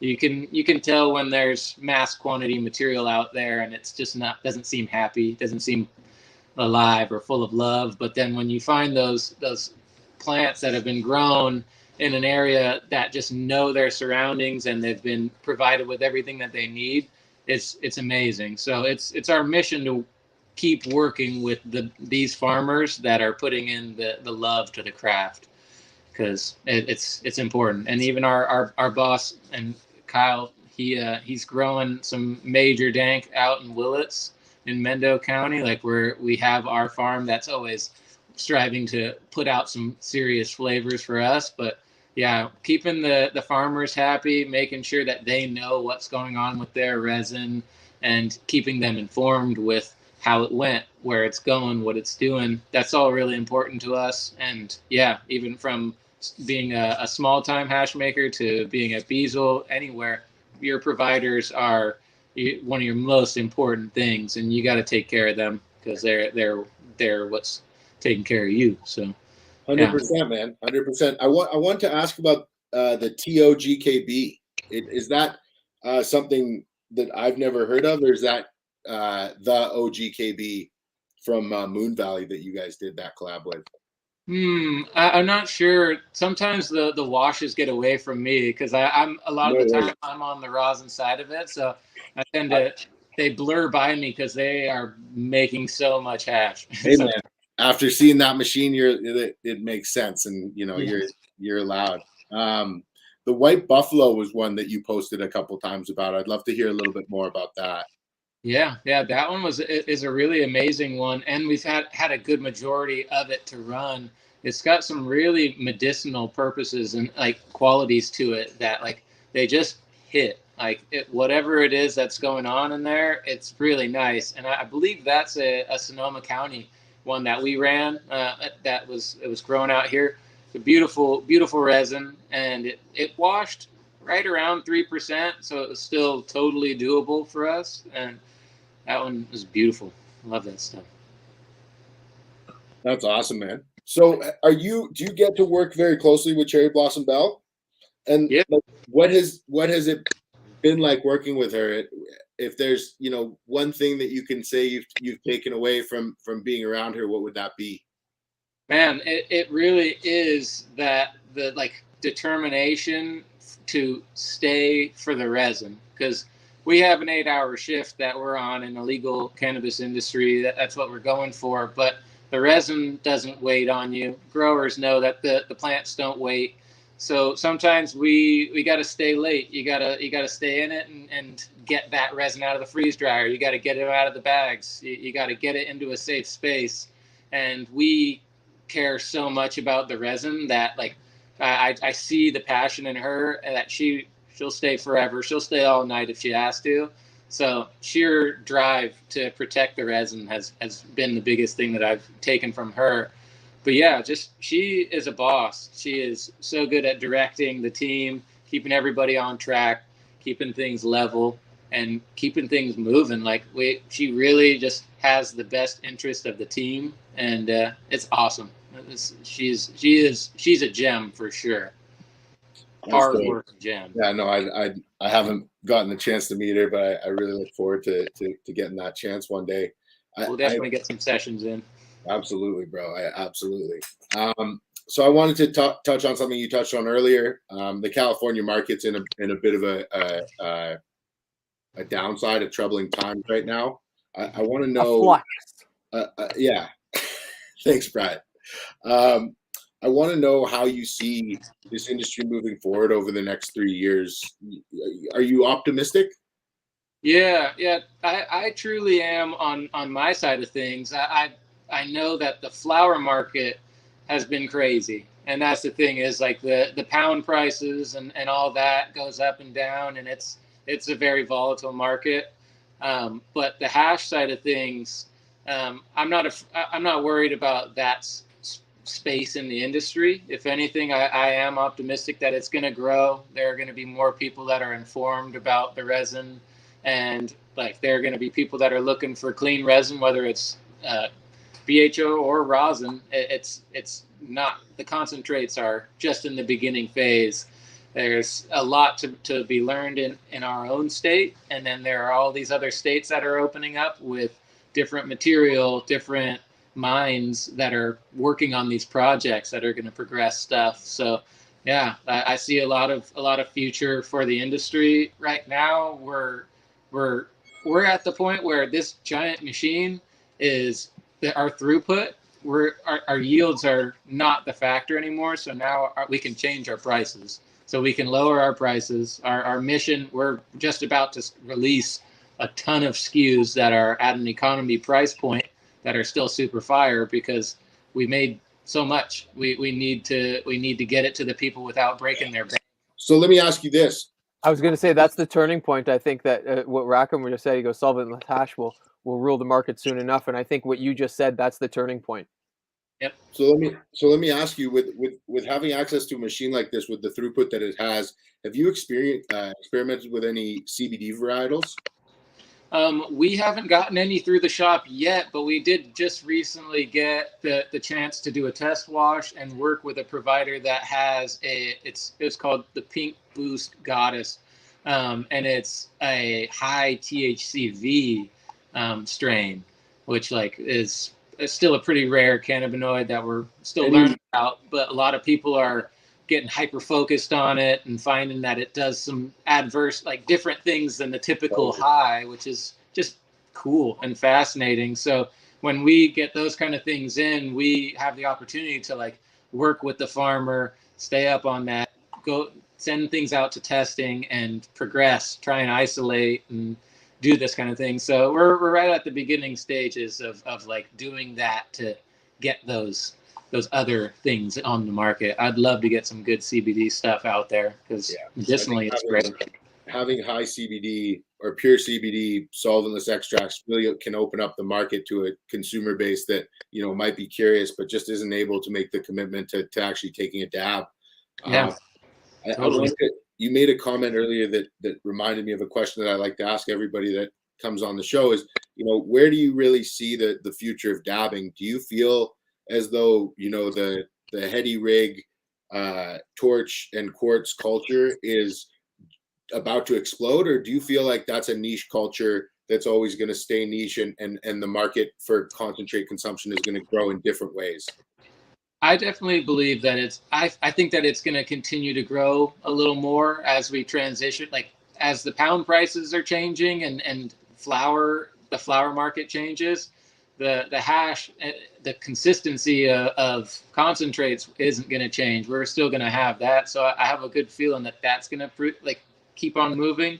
But my thing is that the carts, the solventless carts, the edibles, all the avenues, like Rackham said, solventless is going to take over everything. Do it when you convert THCA to THC in solventless form, that product right there is as good and definitely better than distillate because it's been less refined, but it's totally ready to, it's got active THC in it. So you can either eat it, do all kinds of stuff. You can do carts. There's so many options. So I think that the glass culture is going to remain. There's definitely going to be a dope sector of heady glass that's out there, which is a beautiful part of the art scene. And then there's going to be the consumer, that group that just needs that easy thing and wants to just get in on those pre-rolls and the carts and stuff. So it's by having hash that's easily ready, that's going to be big. And I believe solventless is going to take that over for sure. So. Absolutely, man. I wanted to ask you what your thought was on what role you think big business plays in the industry's future, specifically in California. Yourselves being a small group focused on craft farmers, legacy individuals from traditional markets. How do you position yourselves coexisting with large players? Yeah, I think that the realness will show through in the resin for sure, and there's definitely going to be plenty of companies that have funding, and that's going to show up. But if they don't get the right material, treat it with respect, work with the right farmers, they're not going to be on the same level. So I believe in Mendo, I believe in Humboldt, and I believe in the purity that comes out of this zone, and compared to a giant SoCal Valley thing, I believe in this resin and the culture that it supports. So it's one of those things where the big companies are going to show up, but hopefully there will be a remaining group of those legacy operators that just continue on, and hopefully there are more companies similar to us where we're not corporately funded. We are a small business. We want to be employee owned and operated. We want to preserve the culture and just have a good time. Like, it's just make fire hash and share it. Like, that's all that it's about. It's not about pulling the wool over and selling people some shit or making money off people. It's literally just to get some fire product out there. And I'm from the rec and like the legal market. I'm very proud of what we're able to put out as a company and how many SKUs we put out, how well we preserve them, and how like we're on a mission to preserve it. And if a dispensary doesn't have the ability to hold our material, we don't give it to them. So that's just kind of how it is, because you have to like preserve and take care of stuff and do it the right way. So we're on a mission to make sure we can teach people what they need to know so we can preserve it. Absolutely. Spreading the information makes it, that's not what these corporate guys want us to be doing. And so, the more we can share that, the better. And, I think that, helping, banding together and I really admire what you guys are doing, saying, we're going to work with people from the Triangle. We're going to work with people, who we know who came from this and, we're doing this longer than, the last couple of years. So I really admire that. I wanted to ask you, what if there was one thing in your either your hash making career or your just professional career that you wish you'd learned earlier in life? What is that thing, and what was that learning experience? Yeah, I wish that really, like, it's a matter of like, sometimes it's you're set and setting, but it really is taking the initiative to keep putting yourself in the resin, to like getting hands on the resin, no matter what it is. So as like anyone that's just now being like, oh, I want to do it, where do I start? Go get a hair straightener, go get some bud, or buy some hash or some keef, and just start pressing it, start doing it, and get your hands on it. Because I can teach people all day on this industrial equipment, but if you don't like learn by doing it hands on, you won't have that same knowledge going into it. So whenever anyone asks me like, oh, what press setup do you have? What pumps and stuff? I always tell people like, get a hydraulic pump, like use it by hand, learn the flow, and just learn it before you try jumping in and doing all this stuff. So just start small, but like just got to start somewhere. You got to do it. Absolutely. As someone who's existed in both, a very high level commercial solvent space and a very high level commercial solvent-less space, do you feel that there's ever a suitable time, place, or reason for a hybridization between the two methodologies, as far as like a product offering for an individual, or do you think that those two schools need to stay separate? I think solventless is just fine where it is, but when it comes to the farmer, they should know that they have options, because certain things don't necessarily wash. Certain factors can come into play with material that you may not want to wash. Just things like that, where it's good to have them as an option. Having live resin and having the solvent extraction is good. I definitely believe in the clean solvent extraction. I left Beazle before CRC was a thing, or before that was getting big. So that was never. I don't really believe in any of that stuff. That kind of takes it away from letting it just be its resin self, and you can really start changing resin and putting different inputs that may not have been what someone thought it was. Whatever it is, I appreciate where the solventless side comes from, and so sticking to that it should be good. But it's good to know that there are avenues for extraction, and just because something washes in BHO doesn't mean it'll wash in solventless, and just because something is solventless doesn't mean it'll be as good in BHO. But got to know that there's methods out there. Absolutely. What was the name of your first rosin brand that you ever came up with? The Baskin Rosins. Back in 2016, I was Baskin Rosins, and I entered into Emerald Cup with some dry sift rosin that I pressed on my little homemade hair straightener press, and just humble beginnings. Like I entered to just be a part of the experience and to go there. And that was the year that like Brendan from third gen just swept first through 10th and just annihilated everything. It was amazing. It was awesome. But like, yeah, it's just, the Emerald Cup is in Santa Rosa. That's like 30 minutes from where I live. So it was just one of those things where like, it's an honor to like participate and to go there and be a part of it. So it's a lot of fun. And then now to be able to bring that back to the legal side of it and be able to keep progressing, I'm really excited to do this, because it's a really cool opportunity. Absolutely, bro. What were the 3 most impressive cultivars, whether they came across, your desk or they were made by somebody else, that you've come across in, say, the last, 3 to 6 months or even a year? Yeah, this past year has been pretty crazy. There's been tons of fire flavors coming through.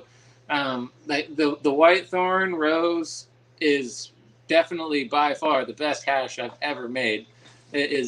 She was so nice to wash, smelled insane. She washed at like 4.6% overall bubble hash. It probably, like, there was probably a good 3.7, 3.5 to rosinable stuff.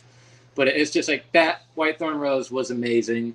The apple tarts that Kyle, our boss, ran, he grew that this year. It was a White Runts by Apple Fritters, or Runts by Apple Fritters, and that one was amazing. Like super like stinky apple banana skins, like weird, just crazy smells that are coming out of some of these. And then the third one, man, I've been really excited about the Sour Tangy that just rolled through, because when a classic strain that's been around for a long time shows up and it hits that flavor and it yields and it does all the stuff, that gets me excited. Like, new strains are cool and I love new exotic stuff, but like a classic hitter that actually hits is great.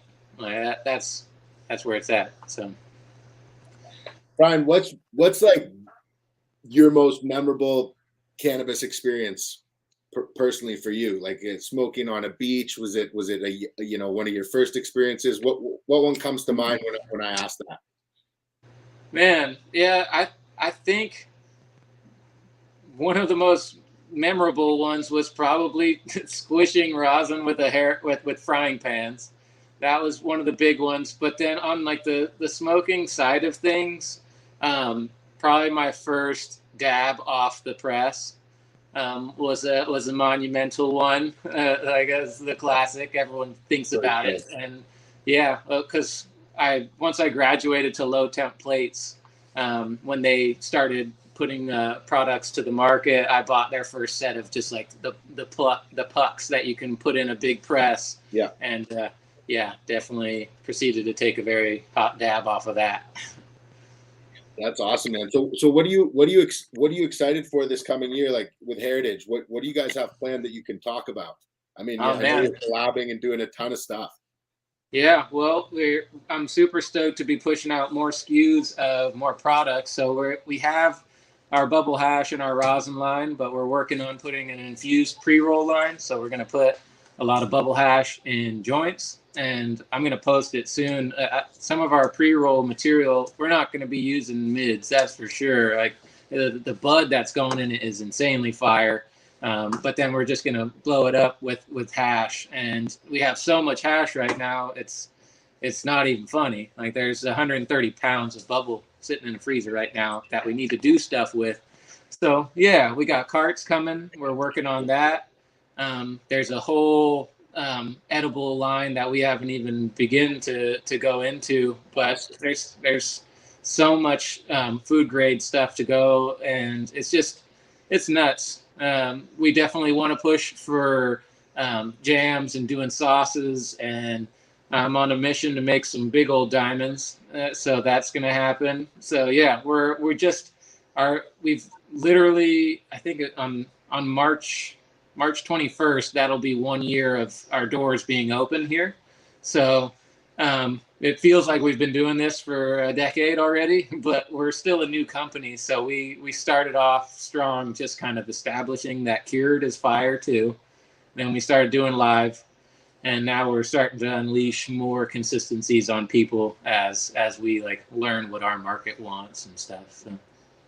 Man, that's dope. I'm so stoked to continue to watch what you guys are doing, and I think you guys have your finger on the pulse, and just looking at your team, like and the people in it, it's really awesome to see a group like that succeeding, and I think you guys kind of set a standard and a path on how it is attainable. So I definitely commend you, and just want to say like thank you so much for your time, man. I really appreciate it.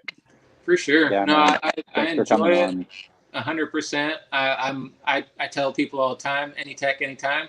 Like you find me on Instagram, you ask me a question. Like if it's not, if it's a good question, I got you. Like if people are wondering, I press at 169 for 3 to 5 minutes. that's the go-to response for all. I've seen you answer that a few times. Yeah, it's just like that's the thing. Each press is different.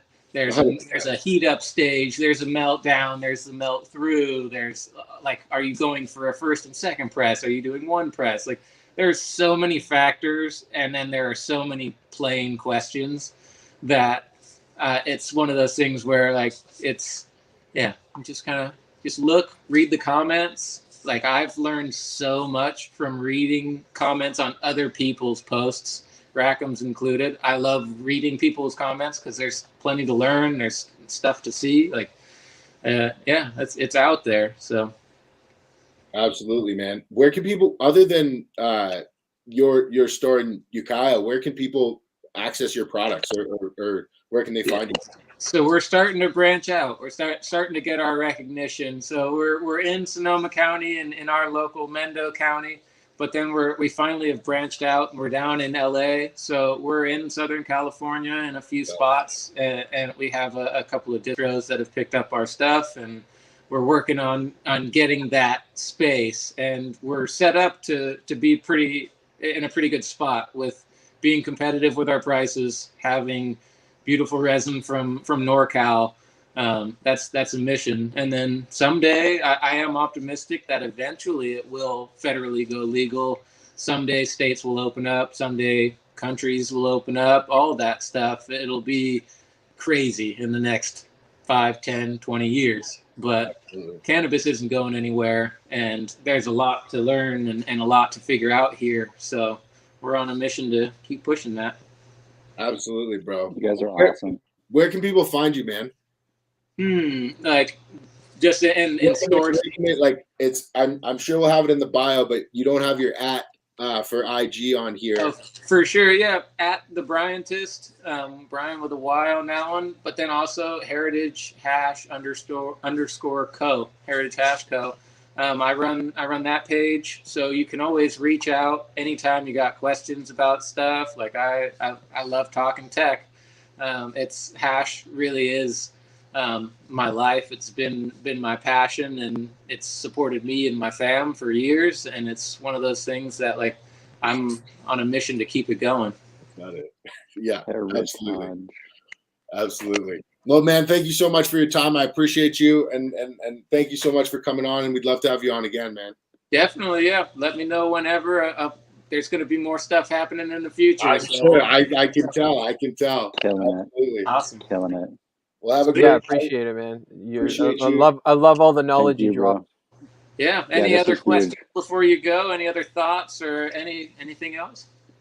What about you guys? I'm Rackham straight up. Honestly, I'm still kind of digesting a few things that you said. I'm probably gonna hit you up later to talk about a couple different things.